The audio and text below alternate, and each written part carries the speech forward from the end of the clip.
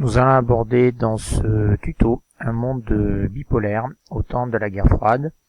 Monde bipolaire, comme son nom l'indique, c'est l'affrontement de deux pôles, l'un derrière l'URSS communiste, l'autre derrière les États-Unis et le monde capitaliste. Cet affrontement, on l'a appelé la guerre froide.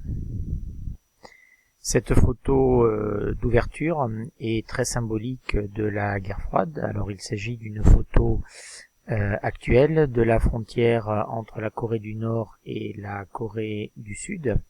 Mais cette séparation de la Corée entre un pays communiste au nord et un pays capitaliste au sud date de la guerre froide. Elle se poursuit donc dans la péninsule de Corée.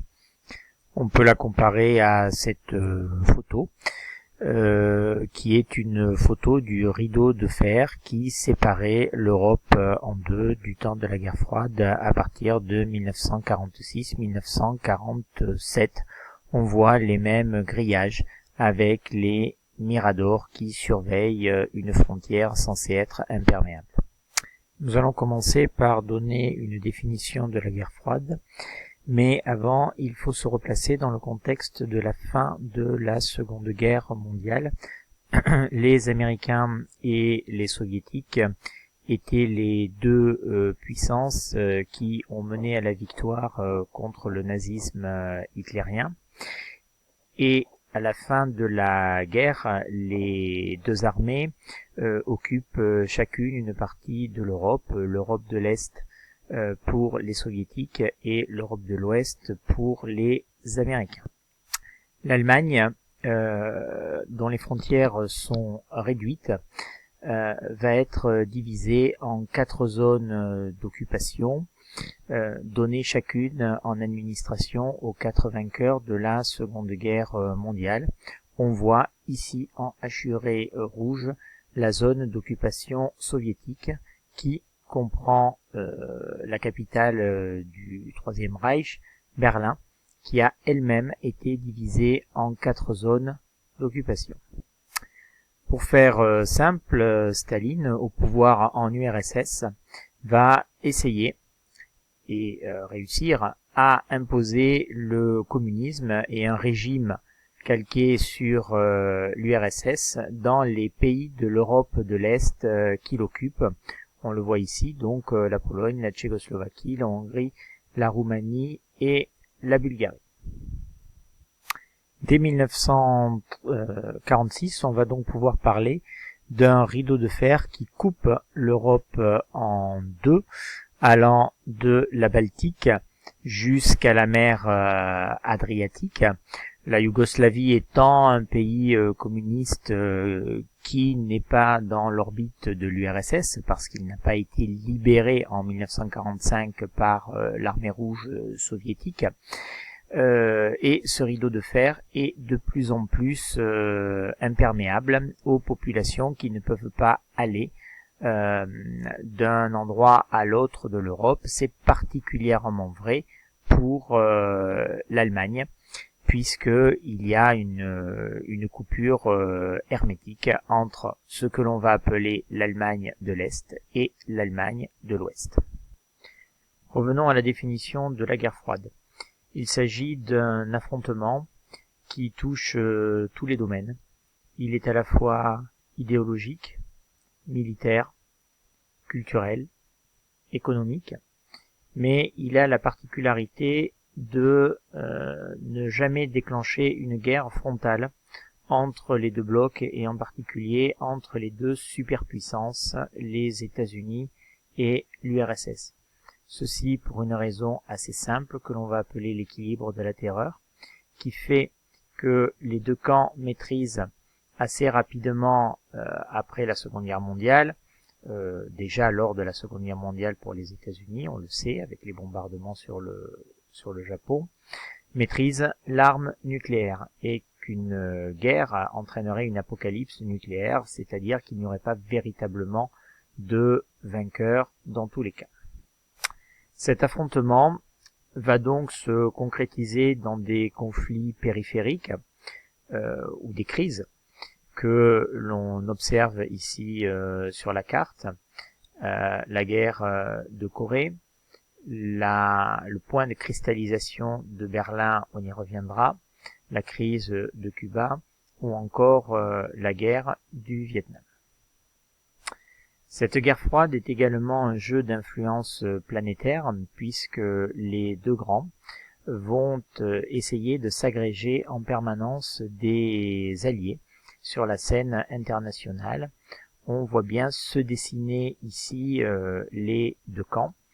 Très rapidement, les États-Unis vont organiser autour d'eux des alliances solides qui visent à encercler l'URSS et si possible à l'empêcher d'avoir accès aux mers chaudes, c'est-à-dire aux mers tout le temps libres de glace. Donc ses principaux alliés sont européens, c'est également le Japon ou des pays d'Extrême-Orient. En ce qui concerne l'Occident, les pays sont très vite organisés dans une alliance que l'on appelle l'Alliance Atlantique, doublée d'une organisation qui s'appelle l'OTAN, l'organisation du traité de l'Atlantique Nord. Cette alliance, son fonctionnement est complexe, mais son principe est simple. Tout pays attaqué par l'URSS et qui est membre de l'Alliance Atlantique entraînera la riposte de la totalité de ses alliés. On voit sur la frise chronologique le cadrage de la guerre froide qui commence en 1947, au moment où les États-Unis prennent conscience de la volonté d'extension de la part de Staline du communisme à travers le monde. Dès lors, en 1947, les Américains mettent en place ce que l'on appelle la politique du containment, c'est-à-dire qu'il s'agit de contenir partout dans le monde l'avancée du communisme. Pour appliquer cette politique, le président Truman propose une aide massive aux pays d'Europe occidentale que l'on appelle le plan Marshall, aide qui était d'ailleurs proposée à tous les pays d'Europe, l'objectif étant la reconstruction après la Seconde Guerre mondiale, mais Staline décline l'offre au nom de ses nouveaux alliés communistes d'Europe de l'Est.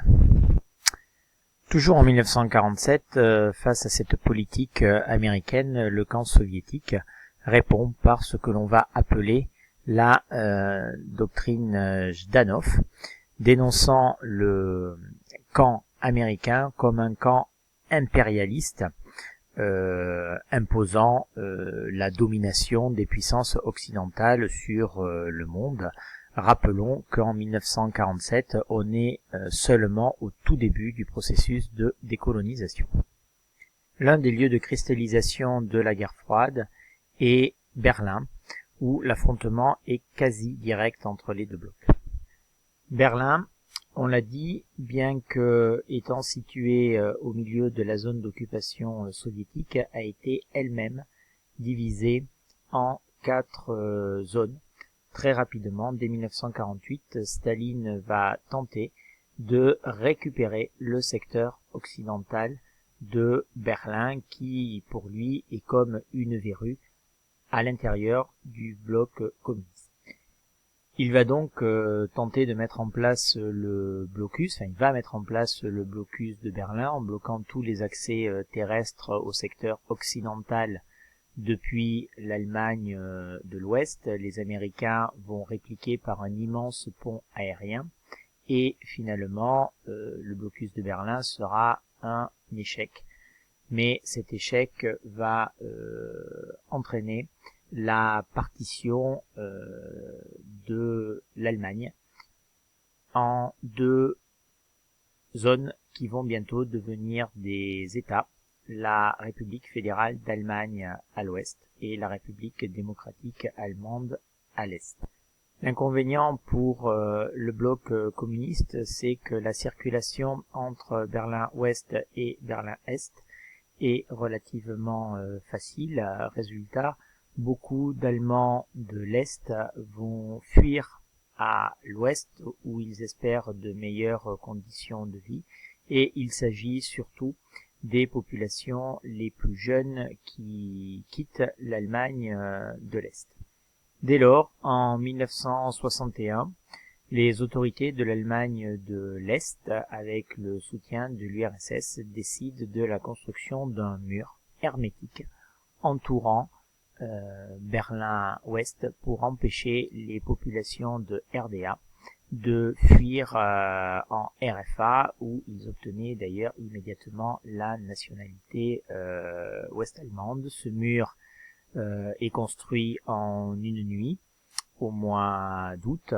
On voit qu'il est dans un premier temps très simple. Il ne va cesser ensuite d'être perfectionné pour devenir de plus en plus hermétique. Un an après la construction du mur de Berlin, la crise de Cuba va mettre le monde au bord de la guerre nucléaire.